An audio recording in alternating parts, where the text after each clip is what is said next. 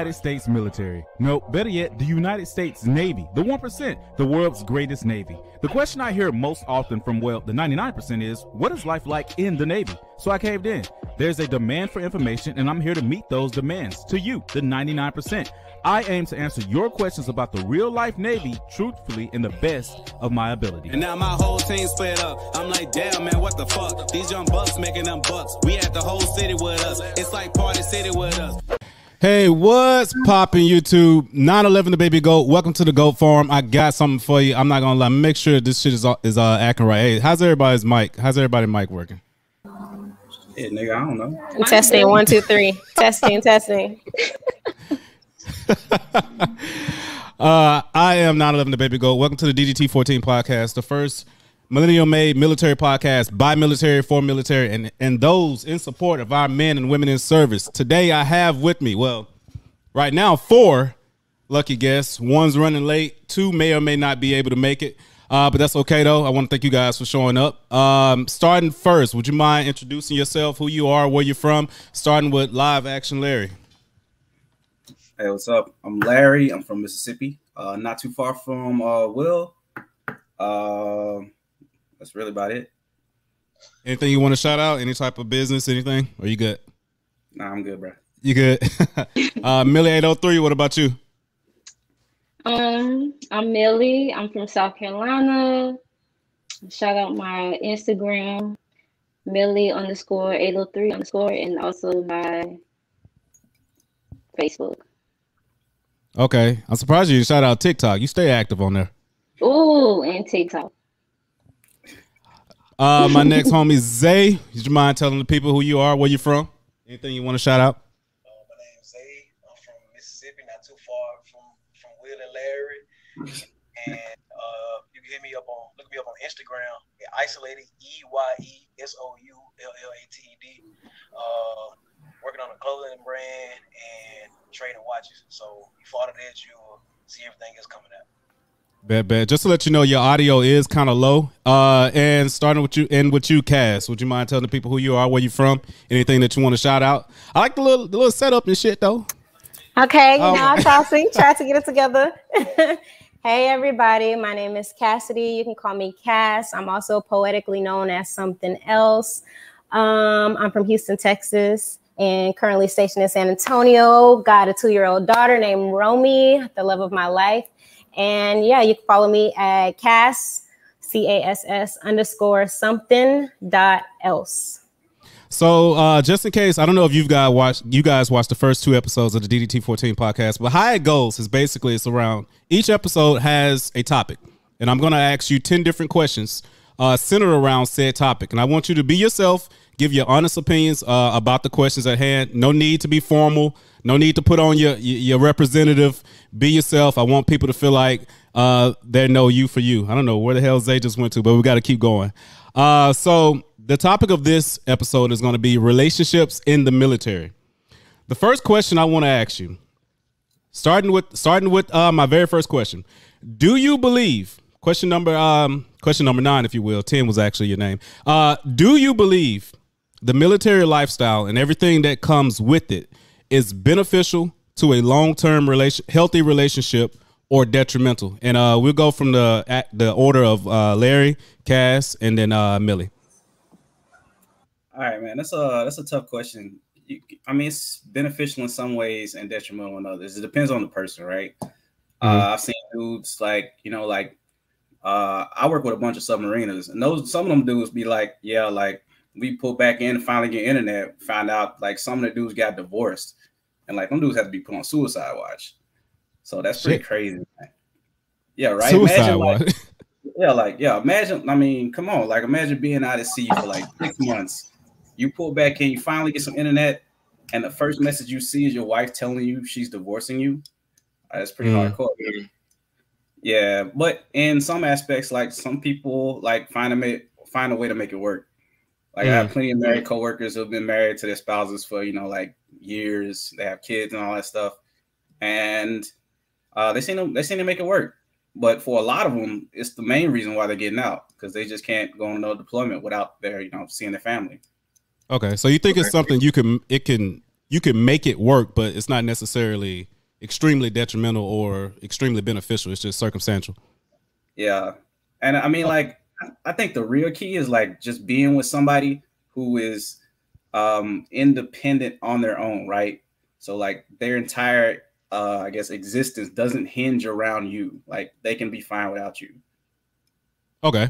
And same question for you, Millie. If you need the question repeated, just let me know. I feel like he said, Larry, that sometimes a relationship does work and sometimes it doesn't. It depends on both of the individuals. If they want to, I guess, if you have someone in the military and they're a civilian, and sometimes that interferes with the relationship, but some people have worked it out. Okay. And Zay, if you could answer the same question, I'll repeat it for you just in case you missed it. Do you believe that the military lifestyle and everything that comes with it is beneficial to a long-term healthy relationship or detrimental? I think it's a case-by-case basis because, like something I was told in like A school, to don't marry. I think it was A school, like don't marry until after like your first or second deployment. Sorry to interrupt you real quick. Can you guys hear him all that well? Zay, you got to speak up a little louder. Can you hear me now? Yeah, a little bit better. All right, so something I learned in like I guess A school is like don't marry nobody until after your first or second deployment because it can really like it can test a relationship how strong it is, and I guess if you look at it that way, and you make it, and it was that strong if the people were faithful, of course. But if not, then it kind of wasn't meant to be. So yes, there's like on those two individuals how they can work through it because like I remember seeing on deployment people cheating, and then people faithful. It was like getting messages they was getting cheated on back at home. Right. So you think they need to at least get a deployment under their belt before they start considering being serious in the military, in the Navy specifically? Yeah, I agree. Like, deployment is separate from each other, not one when they both in the same boat. Okay. Cass, same question for you. Do you believe the military lifestyle and everything that comes with it is beneficial to a long-term healthy relationship or detrimental? I think it just depends on your partner. If you got a partner that understands like everything you got to go through in the service, the amount of times you're going to be out to sea, etc., then y'all can make anything work, and y'all just have to be realistic. Like there's going to be hiccups and all that stuff. But I think it honestly depends on the foundation of the two partners, the two people together. So that seems more like, okay, let me put it like this. The military itself, though, like I do agree with you that depending on the people, you can work different circumstances differently. But the military itself, do you think that the military helps? If let's just say we have a healthy relationship, let's just say you're with someone, the relationship is healthy. Getting in the military, do you think that does do things to help that relationship, or does it do more things to harm it? For example, I've heard some people say the military brings stability. I would imagine that, that helps it. But I've also heard people say that the time away is very detrimental. So do you think the military itself brings more good or bad to a healthy relationship? See, that's hard to answer. It could be 50-50. See, I want it hard to answer. I know you want it hard to answer. Okay, so I think it depends on what the couple together wants to accomplish. So if they need to be financially secure and have that mutual understanding mindset that you being in the service is going to bring us income, then the money going to make us happy. That's a benefit. But if you have a partner whose love language is physical touch, then that's going to be detrimental because you're not here physically for me to rub on you, lay up on you, and have sex with you and all that stuff, So falls on a couple. Okay. Next question. Question number 8. Going right back to you, live action Larry. Has your experiences in the military changed how you perceived friends back in your hometown or how they perceive you? Which I think this is kind of an ironic question because some of y'all may not know this on the cast. Me and Larry actually went to college together. So this question kind of applies to me. But anyway, yeah. Has your experiences in the military, has it changed how you perceive friends back in your hometown, or how they have perceived you, or has it done anything to that? Yeah, I mean, absolutely. Like now I realize like some of them people like they ain't really got your best interest in mind, or no, they ain't even got any interest in mind. Like, and at the same time, like I realized like, you know, I had some good solid people around me at, you know, when I was back home in college. And, you know, those friends have carried me through, you know, the rest of my life. Like, you know, you two. But I mean, my perception of them. Like, what's something? Yeah. Like, what's your perception? I mean, it's nice to see, like, you know, your friend group grow up, you know. Well, it doesn't just have to be us. I understand we're an example, but you know, if you got any other examples, for example, not to, you know, try to put my thoughts on you, but for example, I've heard a lot of people say they went back home and all their friends want to do is smoke weed, and now they're the lame ones because they don't want to just smoke weed all day. You know what I mean? Or have you faced any challenges like that? I don't think there's anything wrong with smoking weed, but like you shouldn't like make that your entire personality. Like that's the most interesting thing about you. Right. Yeah. So I mean, that's a tough one, dude. Okay. Yeah, a lot of people still suck in the same ways. You know, they still doing the same thing they were doing in high school. And I'm glad I'm not a part of that. I'm glad I did something different. Big facts. Same question to you, Millie. Has your experiences in the military changed how you perceive friends back in your hometown, or possibly how they perceive you? Yes, very. Because I feel like in the military, you can't trust everybody. Because everybody does not have your best interests at heart. They want to, you know, get ahead, make rank. It's a lot. And then at the end of the day, these people in the military, they don't really know you. So you say they don't know you? Like yeah. So I feel like, you know, it's a big difference to me. Okay. And what about you, Zay? By the way, your muke's mighted. Has any of your lion cubs back in your jungle? Do they feel any different about you ever since you left the pride? I mean, nah, cause like through like going from college where you was my roommate, so fuck me. But the state, my friend group changed from when I was back at home. So granted, there are some people that I go back home and see are stagnant, but the majority of the ones that I kept close, everybody has like slowly leveled up to where like Terry, he has his own tattoo business, and then a bunch of other friends doing stuff like it's like I said, the group that I kept in touch with, I still stay close to, I talk to every other week, every other day. They still moving. They're not stagnant. Not to say that there are others that aren't moving, but those are the main ones. But I can't say, like, I can kind of disagree with what she said about everybody in the Navy, or at least for in my experience. I had people that care, like Cass. I met her there. Like, that's my sister. Like, we just that close. I got another group of friends that like they're all my brothers. When I couldn't go home for holidays, I was spending time with their family. Okay. So all your lines were supportive. I got you. Cass, same question for you. Has your experiences in the military changed how you perceive friends back in your hometown, or possibly how they perceive you?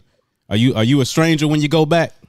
No. So the best part is my friends, as far as me, my friends know they get 100% Cass when I'm back at home. It's like a breath of fresh air for me because I get to essentially take off my uniform and be Cass in real life and go to my friends, and they just allow me to flourish and be the light that I am. But being in the service, you kind of have to tone down and dim down some stuff and just play by the rules, I should say. So a lot of your individuality is confined in a sense. So I agree as well with like not everybody knows you. And I think I do a pretty good job of keeping like my work and personal real separate because I don't want them to be intertwined at all.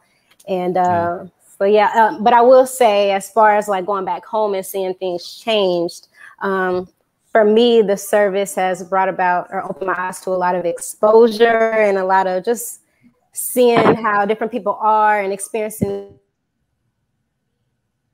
new things. Whereas back then, is anybody else noticing her internet going in and out? And I need to.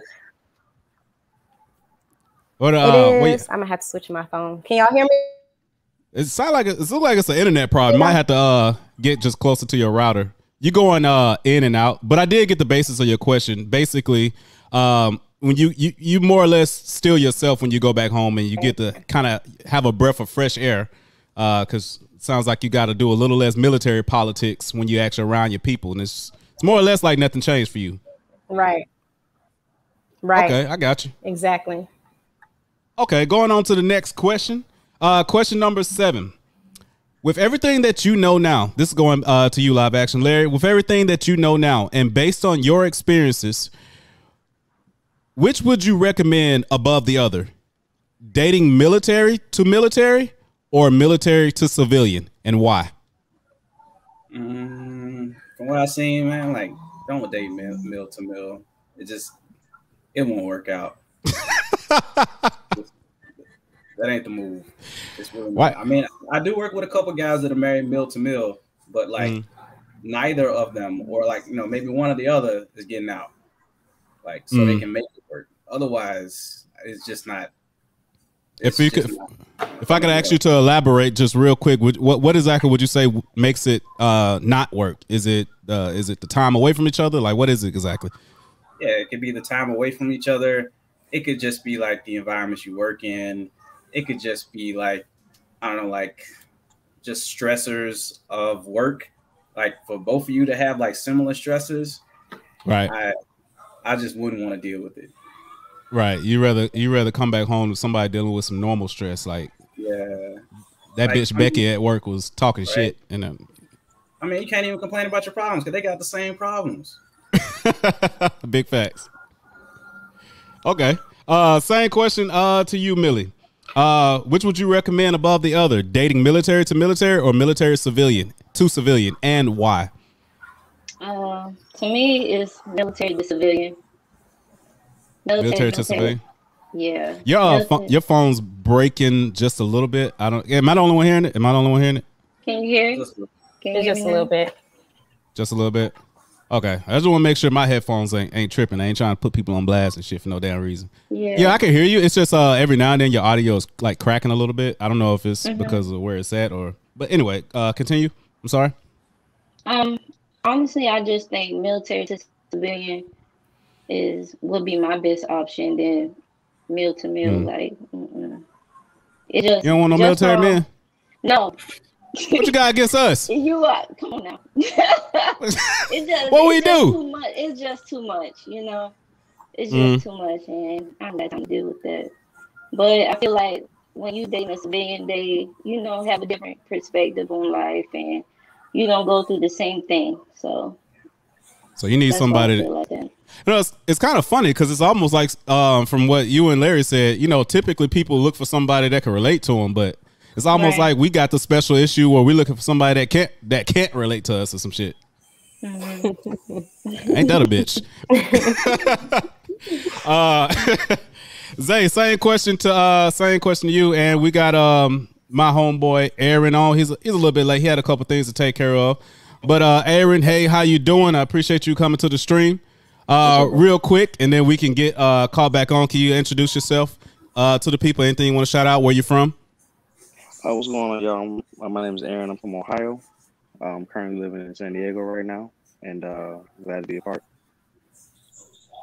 Lucky bastard, man! I can't wait to go get back out there. Man, everybody keeps saying that, and I keep telling them they're wrong. But so the question that we're on right now, and you can go ahead and answer this question as well.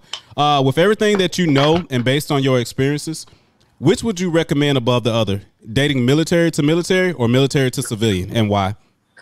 If you just had to give out the advice to someone, they asked you, based off everything you know, which one would you recommend over the other, and why?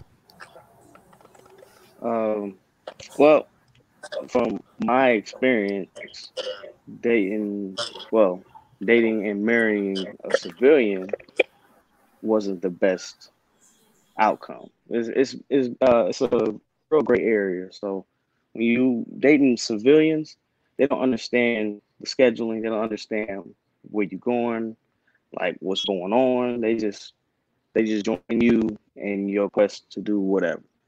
And then military, they understand, but you know, some I've seen a lot of military savages too. Right. I've seen talking about male or females? On both sides, right? I heard the stories. I've seen some on the Stennis. Yeah, it's savages on both sides of the spectrum. But civilian, you don't know what they do. You know what I mean? Like I've heard the worst stories about civilians hanging socks out the windows, you know, doing whatever they got to do. But hanging socks out the windows, you gotta elaborate for me. I ain't even heard of that. So you gotta put me on to something real quick. So somebody told me that in Bremerton, that some of the military wives hang socks and stuff out the window to let them know that, hey, yo, I'm available to, you know, do whatever. So I heard that. I swear to God, I didn't know that was a thing.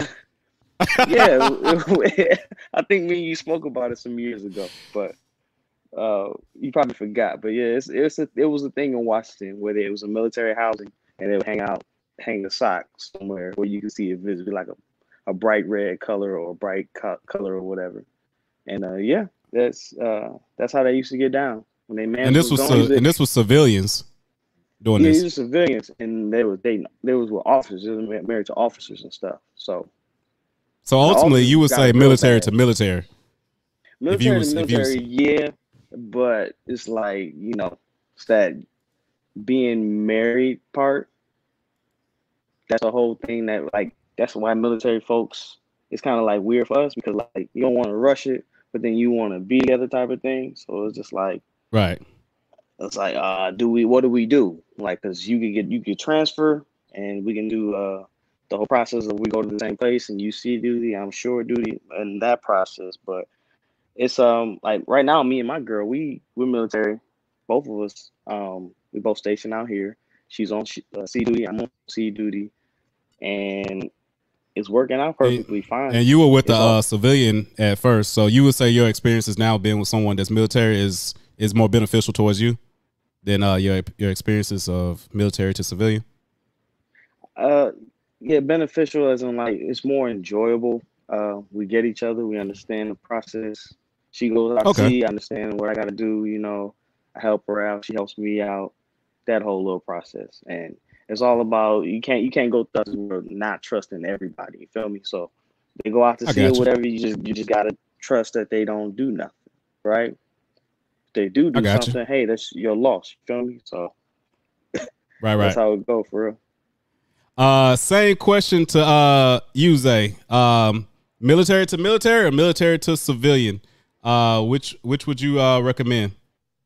I say military to civilian.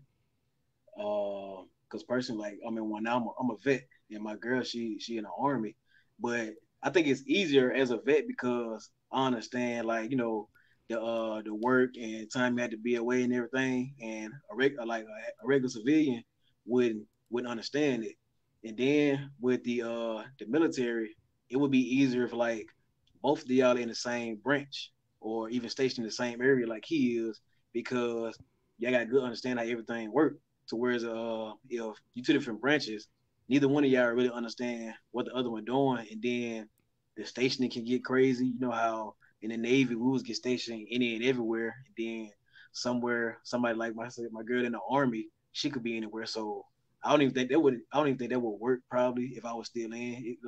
It works now, but in a situation where I think if somebody was to choose, I think you're better off just civilian as a whole, because it's just like it's so much easier. But they had to be willing to understand like the lifestyle.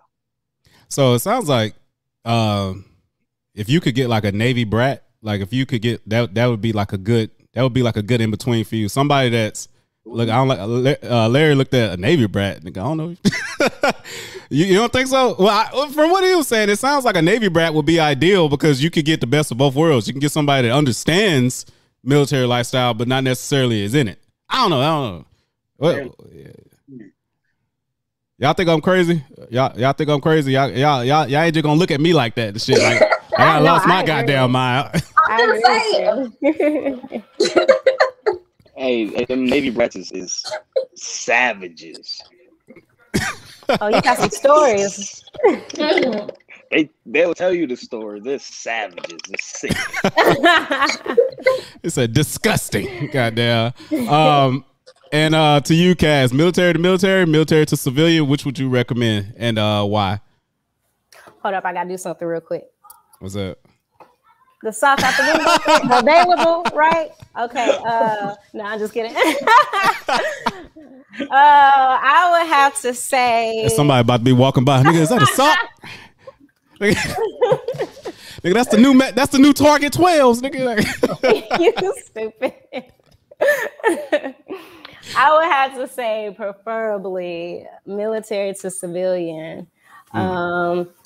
Despite what people may believe, the military world is small, right? So, you know, it's you talking to somebody, and it's like the drama that could potentially happen within the military, right? So if y'all like stationed, y'all don't even have to be stationed in the same place, just close to the same place, and like, you know, chain of commands, working around, all that stuff. So that factor, and then also just like, I don't want my whole world to be consumed of military. So I want the freedom of not having every single aspect of my life be involved with the service.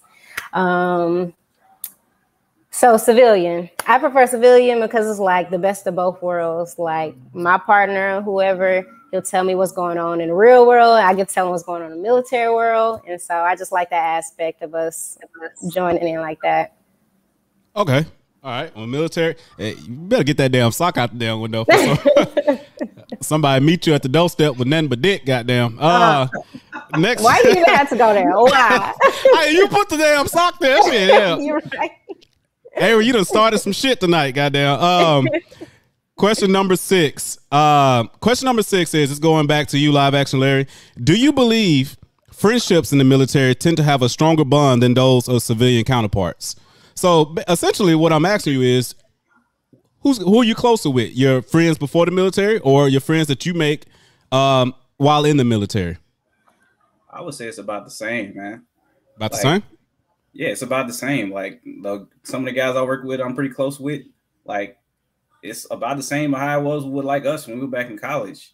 Like I know these guys will be there, like, you know, rain, sleet, or snow. Like if I'm like out drunk, so I can call them up at midnight and they'll come get me. Which ones do you find yourself being more active with? Like your friends, or is that also about the same? Like which ones do you hit up the most, call the most, talk the most? It's obviously more convenient to like talk to my military friends. Okay. Yeah. Fair enough deal. Same question to you, Millie. Do you believe the friendships in the military tend to have a stronger bond than those of your civilian counterparts? I feel like being in the military, you have a bond that's closer with the people you're around because you're always around them every day, Monday through Friday or whatever. So I feel like, yeah. Are you closer? I don't know who your best friend is, but your best friend right now, is it someone before the military or is it someone that you met while in? It's actually someone from back home. From back home. So what you're saying is that shit don't apply to you. It's not just playing. Zay, appreciate you, Zay. Same question to you. Do you believe friendships in the military tend to have a stronger bond than those of the civilian counterpart?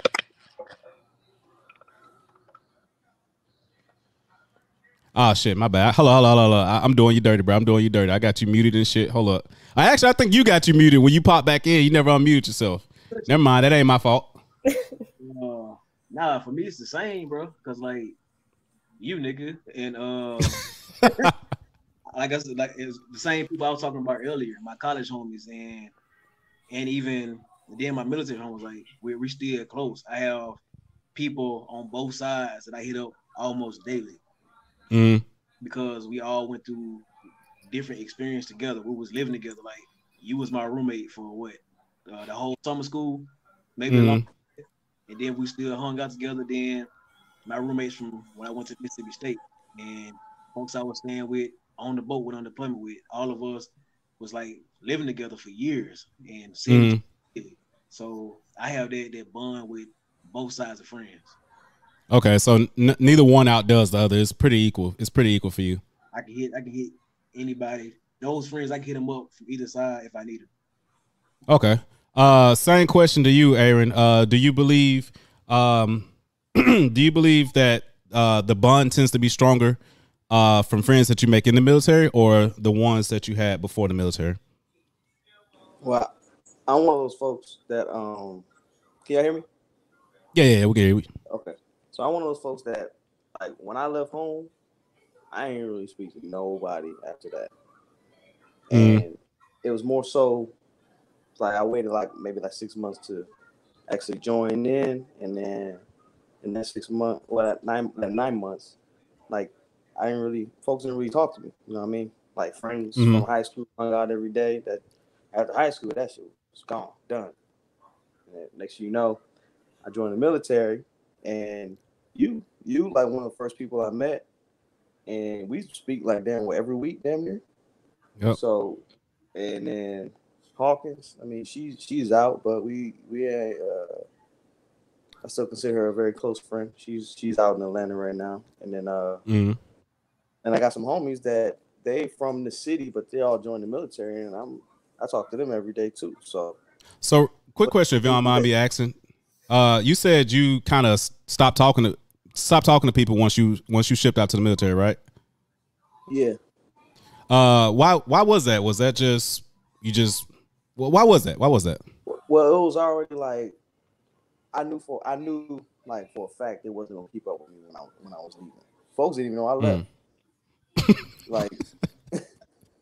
When I was gone, I was gone. Like I just left. My parents didn't know I was leaving until like I came back from MEP. So I was like, "Hey, y'all, I'm leaving." They just saw you in some dress whites one day. No, they saw me. You extra gung ho when you leave MEPs and stuff. You walking through your neighborhood, you got on that little blue shirt with the seal on. Oh, with the little with the little gold seal. I got you. Stuff, I came walking up, and they was like, "What you got on? What's that?" I was like, "I'm leaving," and they was just like, "I'm like, yeah, okay." But other than that, like my military folks, like I hit them up anytime, talk to them, do whatever. It's like folks back home, they do the same old thing. They ain't really doing nothing. Okay. So it's more so like military folks, for real. Gotcha. And same question goes to you, Ms. Cass. Do you believe friendships in the military tend to have a stronger bond than those of the civilian counterparts?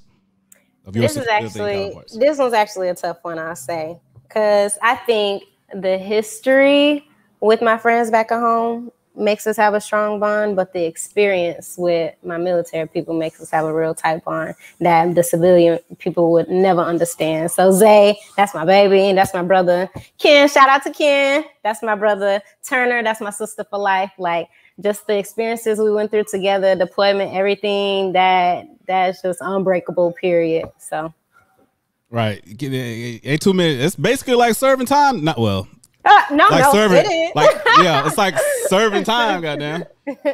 Shit. The only difference is, when you serve in real time, you don't hold socks, you hold pockets. But okay, I got you. So you would give it. You're gonna get an edge a little bit to your military friends on this one. Okay, great.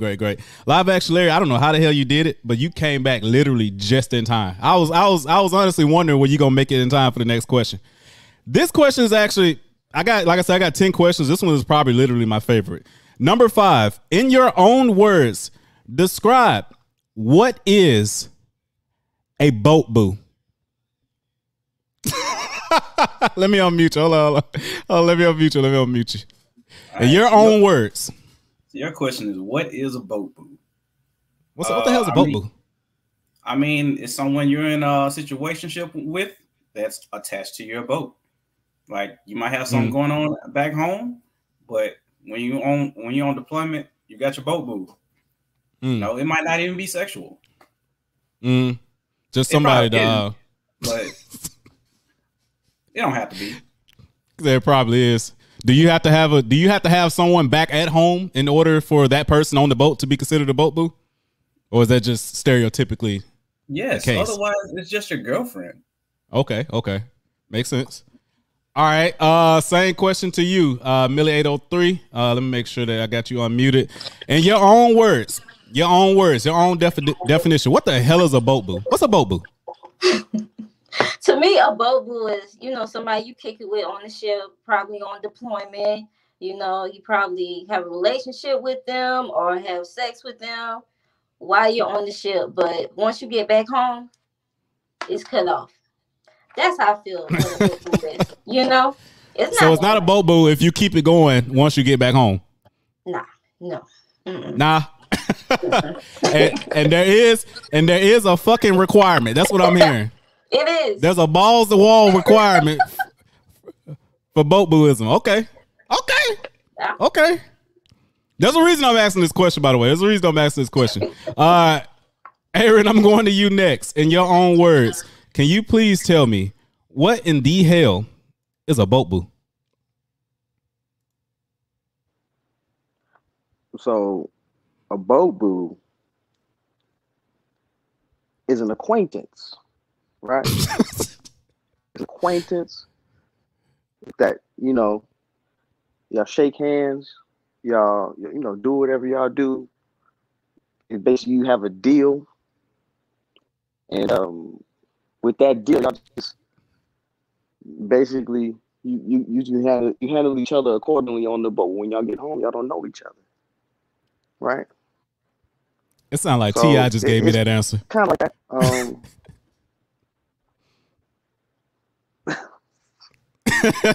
It's kind of like that. They are he reminiscing over untrustworthy. They're untrustworthy. You say they're untrustworthy? They are very untrustworthy people. So it's basically an acquaintance that y'all come to a mutual understanding, and then that's that. And they ain't shit. Is basically what I'm getting from it. Yes, I ain't never had one though. But I'm just saying, from what I've seen, they're very untrustworthy people. They've had a lot of people upset. I've seen a lot of people upset. Like they don't have nothing going on with. They just, Right. Looks like we just lost Millie. I'm sure she's gonna be back though. Okay. Appreciate the answer. Here she go. Appreciate the answer. Cass, same question is going to you. What's a boat boo? Listen up. Let me tell y'all what a boat boo is. A boat boo is what you doing. A boat boo is it's a little, maybe not even smaller than this, a little guppy, right? A little guppy that you are acquainted with, like Aaron said, because you forgot that there are beautiful sharks out there in the real world. So you limit it and you kind of missing the sharks that you've been swimming with. So you settle with the little guppies that's swimming in the little pond that you in. That's what a boat boo is. What the hell is that you just told me? I don't know what the fuck that is. A guppy is a little fish. Not you know what's funny? You know what's crazy? I can't even get mad because I did say explain a boat boo in your own words. But the problem is I still wouldn't know what the fuck that is if I was a random person and I just asked you. I'm a poet. I'm sorry. Yes, you are. But now I'm gonna need you to bring out your inner nigga. I mean, bring it down to earth for me. What is a boat boo? A boat boo is somebody that you settle with because you have limited supplies on the ship. Did I do better? Did that make sense? Limited supply of what? I'm gonna make it hard for you. Limited supply of what? Limited supply of kings or potentials or all that. Pussy. All that. Oh, goddamn. Let me say hi. Say hi. No. Hello. Can't be having me saying adult words talking about boat boos in front of the kids. I got my headphones Okay. Okay. Question number 4. Okay, so question number 4 being, boat boos are a common thing in the Navy. I'm pretty sure we can all agree to that. Even for individuals in marriages and or committed relationships. My question is, why do you think that is? Why are boat boos so common in the military? Even for people that's in committed relationships. Why is it such a common thing? And live action Larry, the question is going to you. I think it's common because like when you're on the ship, especially when you're on the wave, like you got that tunnel vision, man. Like the outside world, it just don't even matter. Like you only focus on things that are around you. So what's around you? Boat boo. You know, that not necessarily everyone has a boat boo, but some people too ugly for one. If you're good looking, you probably got a boat boo. You might have more than one. I actually like that answer that you gave, tunnel vision. Like, not not dick riding no shit, but that's actually I think is a good answer because when we out to sea, like I think we have a tendency to only see, no pun intended, like what the next 30 days in hold or whatnot. We forget that we're gonna come back home one day. The guppies. Like, say guppies. The guppies. And also people are lazy. Like we like what's convenient. And what's convenient, boat boo. Okay, big facts, big facts. Same question goes to you, Millie. Why do you think boat boos are such a common thing in the military, especially considering that most people who have boat boos are in committed relationships and or marriages? I feel like the same thing he said. You know, you get lonely, you on deployment, or you on the underway, and you just find somebody you click with, and then you know it goes from there. You think boat boos are an evil necessity?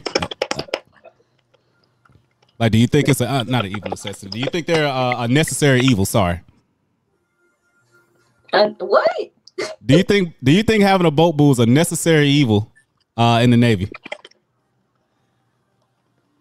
No. You don't have to do it, but you choose to do it. You don't have to have no boat boo, but you choose to do that. Okay. There's a lot of motherfuckers with boat boos for you apparently not to have to have one. Goddamn. That's all I'm saying. Yeah.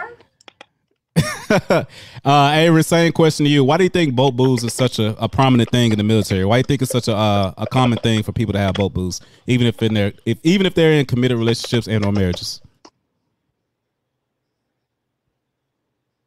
Well, I'm gonna say this: they're very common because most people don't like who they're with at home.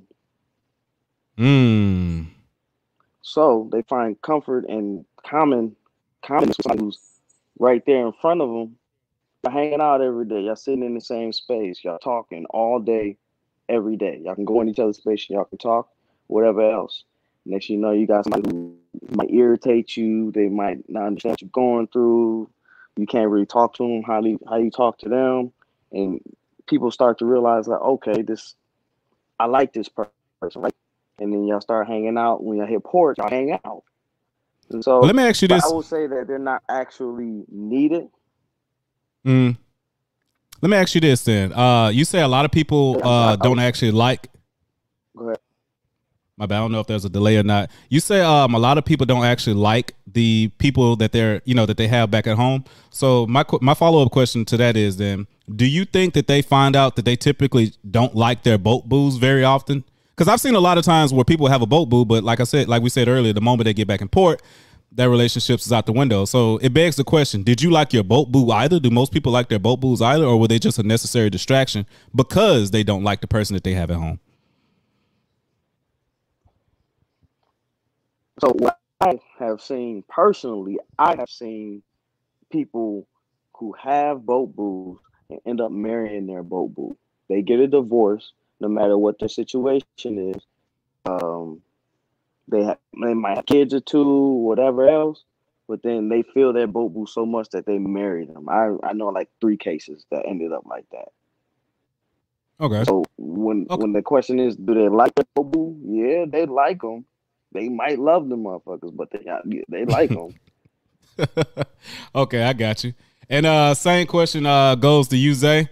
Why do you think boat boos are such a common thing in the military, especially for those in committed relationships and or marriages? Let me make sure that you're unmuted. All right, you good? Convenient and easy because some people they know folks got somebody back at home, but they don't care because both of them probably do. But the fact that you're underway, you ain't worried about. You can't really worry about what's going on at home. You got somebody there to comfort you. because it's Okay. like simple, easy, and then it takes away from for guys all the damn testosterone you're around in the birds, and then for women all the extra estrogen. So you find somebody that's like, shit, fuck off. So would you say that having a boat boo is a necessary evil? It ain't necessary. Convenient is it's a I can't think of the right term I want to use, but necessary. Don't worry, just say it, man. Don't nobody want to say it's necessary. I ain't gonna say it, but it's convenient. It's useful. Okay, it has its purposes. Is what you're trying to say. A boat boo is like a flash hood. I mean, but you gonna keep that motherfucker on. Okay, I got you. By the way, Larry and Zay, Camarius, he shouted y'all. I don't know if y'all saw the comment. Here you go, right here, one more time for you. Cass, same question to you.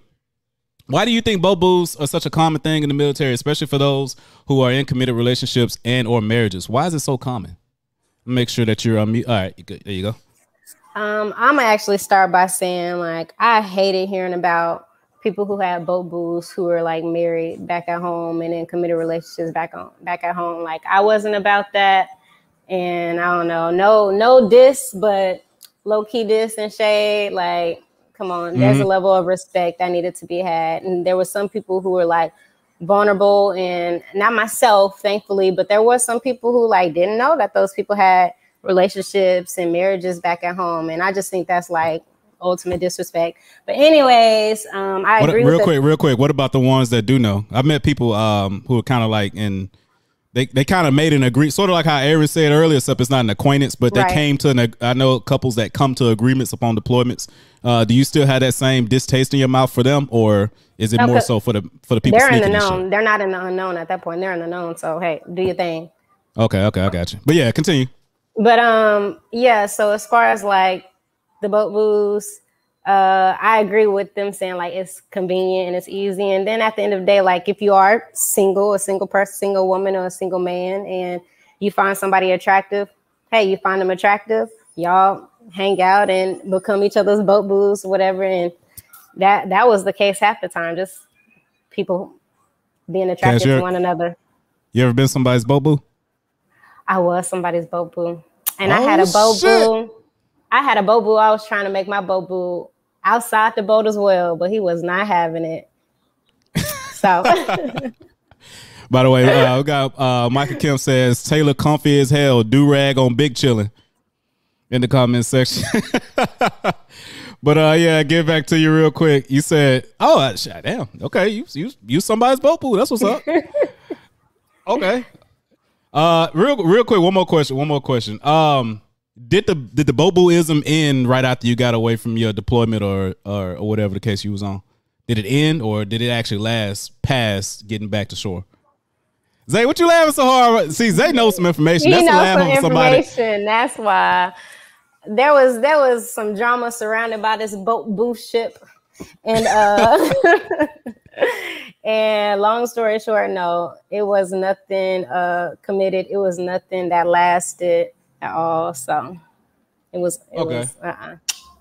And one more time, Mike Kim says, y'all needed my input. I ain't have no boat boos, nothing. It's cool because my mixtape when my mixtape drop, I'm a blow. Boy, fool. Going on to the next question. This one's gonna get a little bit more professional, I suppose. Because like I said, this whole episode is about relationships in the military, not just necessarily the intimate ones. Question number 3. Do you believe having a mentor in the military is an essential component to being successful in the military? And live action Larry, that question is going to start with you. I mean, it depends on the person. With me, no. But with some people, I can see how it would be like detrimental to like their development. Because some people don't have like, like that guiding light. They need that guiding light to like set them on the right path. It's like, hey man, like maybe you should like stop spending so much time with your boat boo and do something constructive. But for me, it wasn't a necessity. I had one. Okay. I think he was trying to fuck me though. You said I fucked you? I think he was trying to fuck me though. That was weird. Yeah. What? That was weird. You want to elaborate? You want to elaborate on that a little bit more? Yeah, man. Okay, well, I'm a straight male, and I thought he was a straight male too. But started hearing some rumors, and then like I followed him on Instagram, and I see he followed nothing but let's just say not straight men. I'm like, Okay. Yeah. So your mentor was trying to dick you down. Did you have a sock in his window or some shit? Nah, man, there wasn't no sock, man. But like, you don't need a mentor, but at the same time, if you have one and like you can utilize them, like I guess effectively, then I'm sure it's a positive for you. Okay, so you don't think it's a necessity, but you do think some people could benefit from it more than others. Yeah, absolutely. And Kemp says, bro is zesty as hell. You better chill. You see what they did to the baby. This boy over here wilding, man. Millie, same question goes to you. Do you believe having a mentor in the military is an essential component to being successful in the military? And it looks like you're muted. Let me unmute you. There you go. I think so. You said a mentor, right? Yeah. Do you think a person needs a mentor? Do you think it's an essential component of being successful in the military? I think so, because sometimes you need somebody to guide you on the right path. Okay. Do you have a mentor? I do. I do now. You say you do now? Do you feel like your career? Do you feel like your career has kind of like elevated ever since you got him or her, or you think it's more or less the same? Yes. All right. How so? Give me one example. I feel like I'm more focused on being in the military. I'm not all about partying and drinking and all that stuff. I'm more about my job and how to succeed in life and how to make sure my family's good. So. And you give that credit straight to him or her, or is it a him or her? So I can stop saying that. It's a her. Okay. I just had to make sure your mentor ain't trying to dick you down too. I just gotta be fair. No, she's not trying to dick me. No. Or strap you down. We fair over here. We fair over here. All right. Same question goes to you, Aaron. Do you believe that having a mentor is essential to being successful in the military? Absolutely not. Okay. Absolutely. Mind elaborating on it a little bit? Only reason that they ask you to have a mentor is just to have it on paper. Well, that's for my case. That's what it was. I ain't really looking at nobody as like a leader or somebody to follow or whatever. If I had a question for you, I ask a question and then I go about my day. I'm not gonna sit there and be like, "Yo, talk about my life with you, this and that." No, it didn't help my career. Not having a mentor helped me even trying to get one. It's just they're not needed. They just there. Like, so more or less, you think the whole mentorship.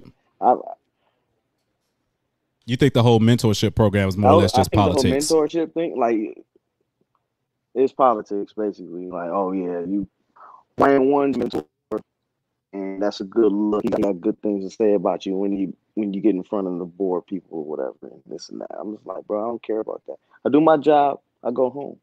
I am trying to be serious about the next thing. I got where I'm at right now without a mentor. Okay, so that's basically a hell no from you. Right. It's just smoke and mirrors. Got it. I ain't gonna lie. I'm kind of more or less on your side. I think for the most part it's just politics. But I'm curious on what you guys' opinion is. Zay, the same question is going towards you. Do you think that having a military do you think having a mentor in the military is an essential part of one's success?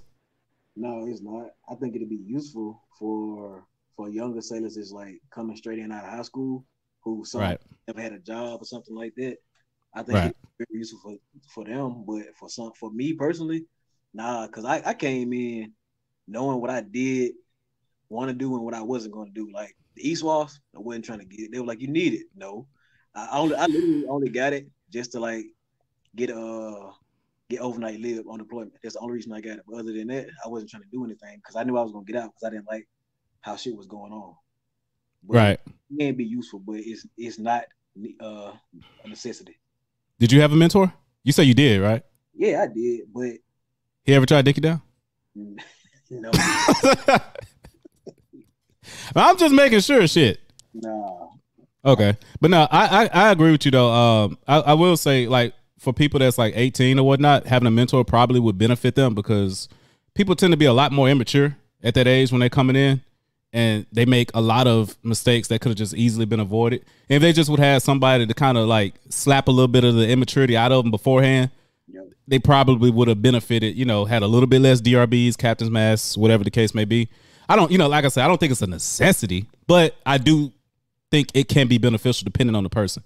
Ultimately, though, I think the whole program of having a mentorship is just politics. So, Cass, going to you. Do you believe having a mentor in the military is an essential component to being successful in the military?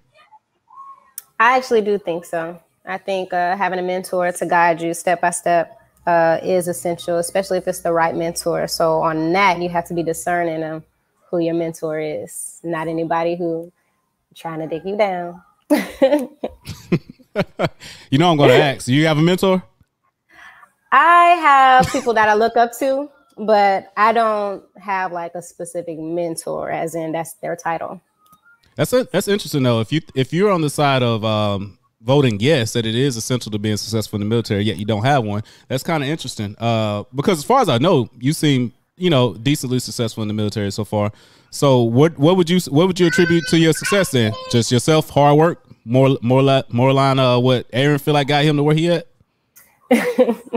No, the people who I looked up to, like I have BMC now, Green, but she was just real level-headed on the boat, and she wasn't necessarily my mentor per se, where it's like on a sheet of paper saying this is my mentor, or I go to you for X, Y, and Z, but I could go to her for anything. So in that case, just each command I've been at, I have people that I look up to, and we just established that, hey, if I need something, I'm gonna come to you, and I know that they're gonna guide me in the right places. So are you actively right now looking for a mentor? Not actively, but I have somebody that I talk to, my chief. Okay. You know how chiefs are though, right? How are chiefs? Tell me. With junior enlisted personnel. Let's move on. Question number two. Question number two is going to you, live action Larry. Have you ever had a chain of command that you would consider legitimate family? If so, what is it about them that brought about that feeling? So you know how this isn't even military specific. Almost every type of job tries to pull that we're a family bullshit, right? Have you ever had a chain of command where you actually felt like, yo, like these motherfuckers are my second family?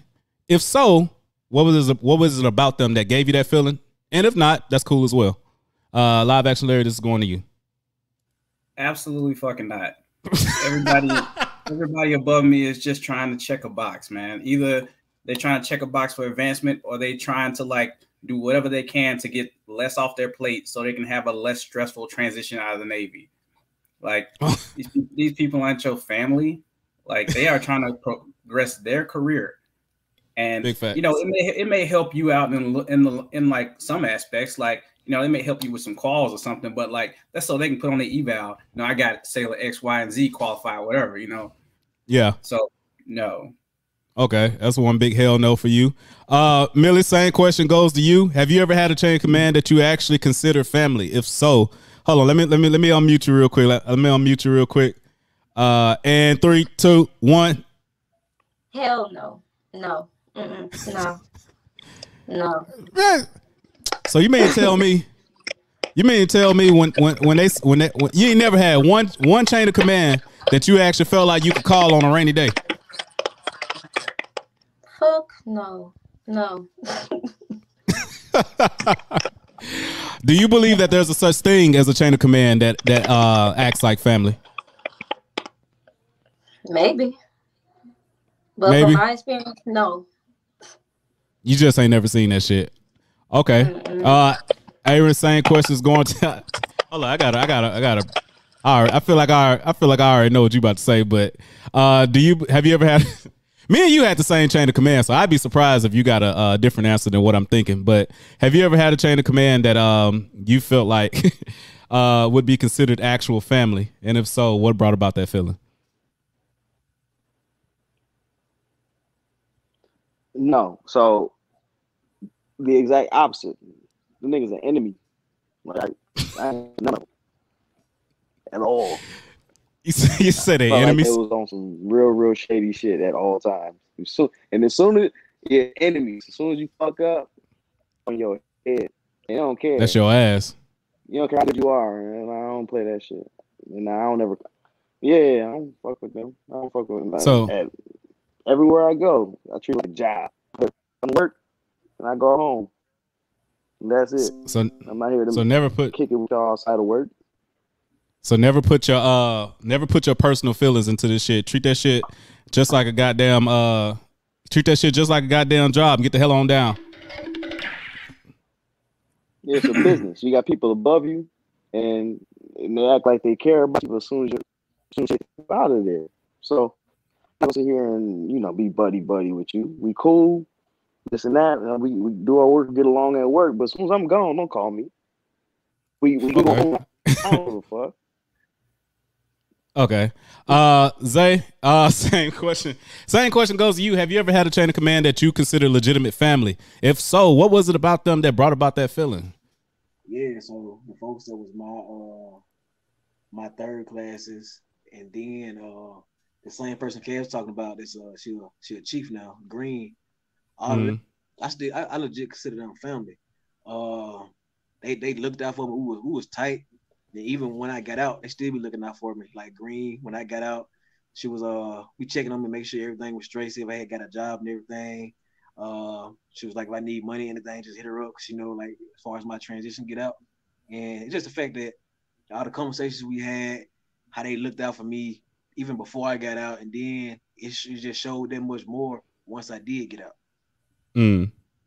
Okay. So you actually, so was it just more? You say you had one chief, one third class. So she's a chief now. She was second class when I was in, but that one and the other two are second classes.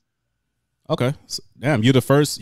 Yes, yeah, you giving somebody hope. They're gonna be somebody that's you'd be surprised in my comment section on my YouTube channel. I get a lot of people that saying that they're about to go to boot camp or their husband's about to go to boot camp. So I know I got a lot of people that watch the show that basically have not even done MEPS yet, and you probably just gave somebody hope out there, because shit, the rest of you three motherfuckers just said fuck that.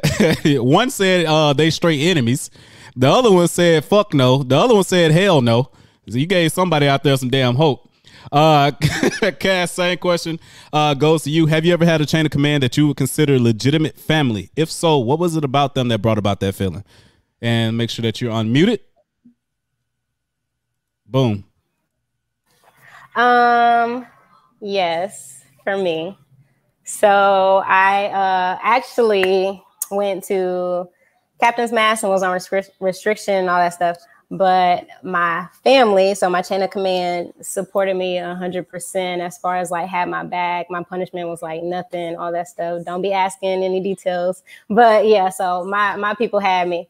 And then that's for another podcast. And then when I went to shore duty, I was on pregnancy order. So I went to a different command, Comnaf Surfland, and I had a smaller group of yeomans that I work with, and we were very close. And it's probably because we were just so close knit. It was a secure building, couldn't have our phones, so we only had each other pretty much. And yeah, they were family for sure. And you said they actually had your back. Not I ain't gonna get too deep into it, but you said they actually had your back during Cactus Mass. So like they put in good words for you and shit. Yeah, I was a junior sailor, fresh on. I joined deployment when they were already out to sea. So there was a lot of things I didn't know as far as like not sharing location and all that stuff. And then hearing what you can do from like junior sailors that were like sneaking around doing certain stuff. And so just listening to the wrong crowd as well. So yeah, they were just like, yeah, this girl knew, she fresh and all that. They really had my back. Okay, I got you. And this is the final question of today's episode 3 of the DD-TEA-14 podcast. This one's gonna be kind of funny. Question number 1. And it started with you live action, Larry. Does your family make the effort to actually see you for the holidays, or do you stereotypically have to do all the work? Does your family actually make the effort to come out, see if you're in town, or maybe they fly to you? Do they actually make an effort to come see you, or is it you putting in all the work and they're sending you stupid ass text messages like, why didn't you come see me while you was down here type shit? How's that for you? I mean, for 4-year period, I was in Japan, so like it's pretty much a no go. Oh, that's dead. That's dead. That's dead. But like, I ain't coming to see your ass either. Since I've been here in New York for like the last year and a half, like no, my parents make way more than me. They can afford it. Like, Kim said, "Hell no, niggas ain't flying nowhere." Yeah. Okay. Yes. No, they don't. Like, I met them in Orlando. We went to Disney and stuff. So that was pretty cool. Okay. But aside from that, nah. Okay. Same question goes to you, Millie803. Does your family make an effort to actually see you, while you're in the military, or are you doing all the work?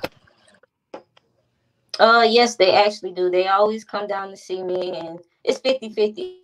I go see them, they come see me. We spend time together. I talk to them like every day, so we have a strong bond. Hey, Dad, if you're watching this podcast, anyway, all right, so that's a yes for you. Aaron, same question for you. Does your family actually make...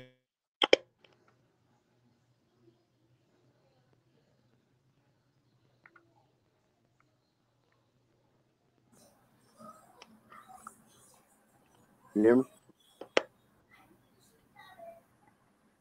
Can you hear me?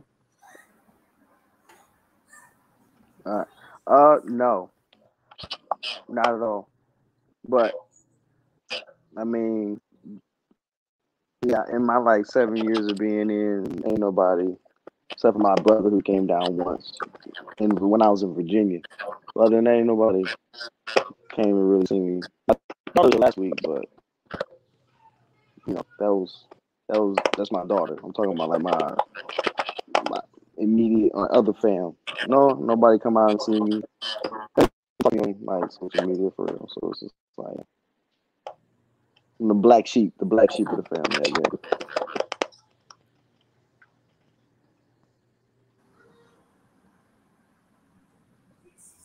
Will, gotta unmute yourself. I think you muted, Reed. How the fuck I get muted? Ain't that a bitch? But so what about like when you visit your mom or something like that? Like, for example, when I visit my dad, I normally stay over his house, but obviously I got other family members outside of my dad. Do you do they then like make their way to see whatever hotel you're staying at or whoever place you're staying at, or are they still expecting you to drive that extra mile to come see them, even though you're in the area? Like you already took the plane ticket there. I'm driving the extra mile. I stopped doing that after like year 4. Now when I come home, I'm in one spot. You see. Other than that, it's me and my daughter. We rolling around, doing whatever. Fair enough. Fair enough. That's all she wrote. Zay, same question goes to you. Does your family make the effort to actually come see you, or do you find yourself having to go the extra mile?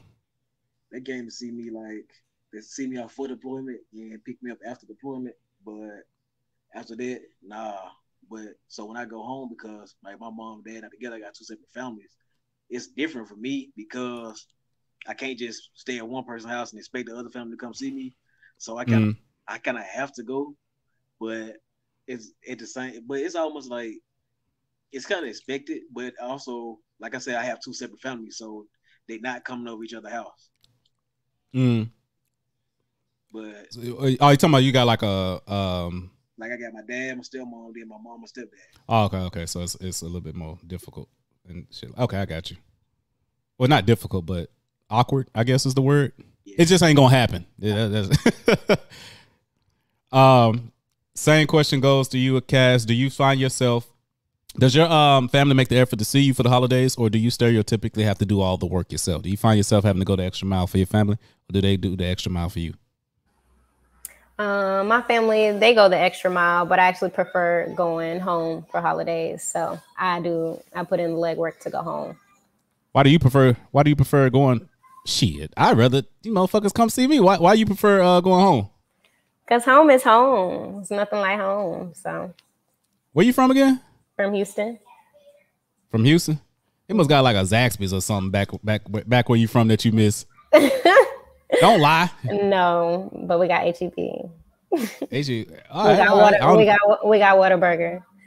Whataburger. Okay. I heard that shit trash. That's what's up though. That's what's up, though. Those are all my 10 questions revolving around relationships in the military.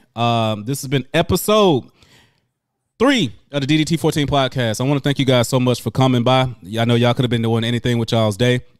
I want to give one more opportunity for you to tell me what you thought about the podcast, and shout out, plug anything that you got going on, any poetry, any clothing brands, anything that you want people to follow. And also, I'm gonna try to shoot each one of you guys a message. So in the description box below, once this posts up to YouTube, people can easily find all you guys' information. So be sure to get with me after this. But yeah, what were your thoughts on the podcast? And do you have anything else that you would like to shout out? Hold on, Larry. My bad. I got you muted. My bad. I'm a horrible host. Nah, you good. After I was just saying, I thought it was really well done. Nigga, I'm trash. Shit, yeah, y'all gonna learn one day. So it's a work in progress, man. Like I really like what you're doing, man. It's really professional. Like you're asking some really important questions that somebody might want to know before they join the military. And I don't know, man. Like, just keep doing what you're doing. I do have an Instagram. You'll see it. It'll be linked down in the description box. Same thing for you, Millie. What are your thoughts on the podcast? You got any last thing that you want to shout out? Any business, any social media, anything? I love what you're doing. Keep doing what you're doing. You know, don't stop. And my Instagram is Millie_803_. Also, my TikTok is Millie_803_. And what about the guys that want to slide in your DMs? Are you available right now? No. I tried. I tried. No, Niggas can't say I. She said she good. Niggas can't. I'm trying to hook you up. You probably. I'm good. All right. Aaron, same thing for you. What did you think about the podcast? And you got anything that you would like to shout out? You called me before you started this podcast. We sat on the phone for an hour or some change talking about it. Yeah, just about. You doing it, so I'm proud of you for that, bro. So I ain't got no social media to shout out right now. Well, I don't want people following anyways, but Sage Clothing is not up and running right now. It will be up and running soon. I'm just getting some stuff. We getting through the weeds and stuff. And you got an ETA? Yeah, I actually fuck with your clothing brand pretty heavy. I bought one myself. I'm about to post that. I'm about to post that. Make sure I, you know what I'm saying, fuck with people that fuck with me. But what's your website right now? It's gonna be this year. It's gonna be this year. I gotta get back in touch. And you still have your Instagram that you can. I gotta get back in touch with some people and sit down. Okay. Do you want to shout out your Sage Instagram real quick, just for people that may be curious? So you can follow Sage Clothing Co. So just straight up Sage Clothing Co. and it'll take you right to it.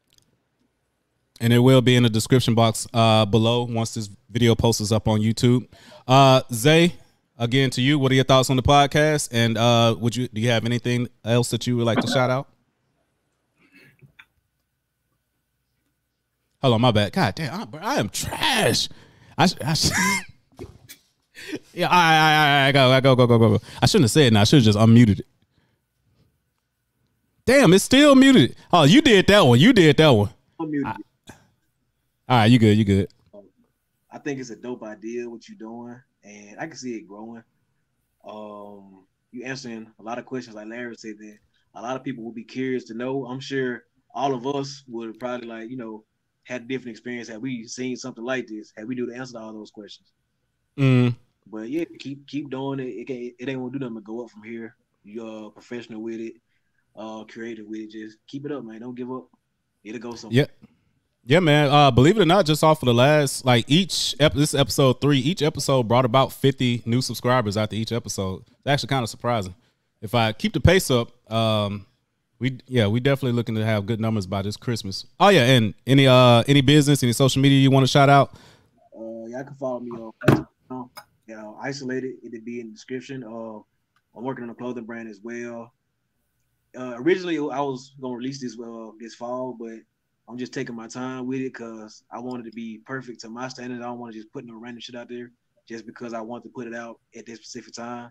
So I'm gonna wait. So you can follow me to get updates on that. And also, I'm working on buying, selling, trading, and brokering timepieces like Rolex, Cartiers. I want any of that. But yeah, just follow me, and I will post both of those IG pages to on my Instagram, on my personal Instagram.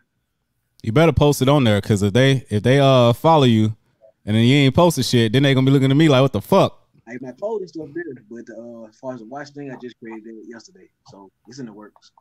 All right, big fact. So you say you got Rollies you working on? Like I'm like buying and selling and trading and brokering. Oh, okay. Like Rolex, if that's what you want, Rolexes, internet. Like if you have an idea, like what type of watch, or if you want to watch and you have like a certain price range that you want, I can like talk to you about it, and we can, I can show you what you want, tell me a different style, and internet. Man, all the cheap niggas about to be hitting your ass up. Cass, same goes for you. What are your thoughts on the podcast? Your final thoughts on the podcast, and do you have anything else that you want people to follow you on, that you want to shout out, whether it's business, your poetry, whatever the case it may be? First of all, thank you, Will, for inviting me. I met you 2 years ago. Yep. And so thank you. I really appreciate it. I support what you're doing, so keep doing it. And as far as myself, I am an artist, so you can follow me at Cass_something.else. I am a poet. I speak at a lot of student events, weddings. I got a couple weddings coming up that I'm speaking at. Also do modeling, and I'm a painter. So book your girl. Thank you. Are your DMs open? I am single. Okay. So y'all know where to send the dick pics and all that good stuff. I want to thank you guys so much for coming on episode 3 of the DD-TEA-14 podcast. Each one of you guys, y'all are more than welcome to come back on any future episodes. The topics change with each episode, so we won't be talking about the exact same thing. And as this show grows, you know what I'm saying, and I give you guys an opportunity to shout yourselves out. That's just more and more exposure, and I always remember the people that were here when I was just under 400 subscribers versus 4,000, 40,000, whatever the case may be. Thank you guys so much for coming to the DDT. Bro, I'm trash. I'm fucking trash. Thank you guys so much for coming to the DD-TEA-14 podcast. Be sure to send me, you guys, make sure to send me everything that you want me to put in the description. I got you. And I will see you guys on the next episode. Peace.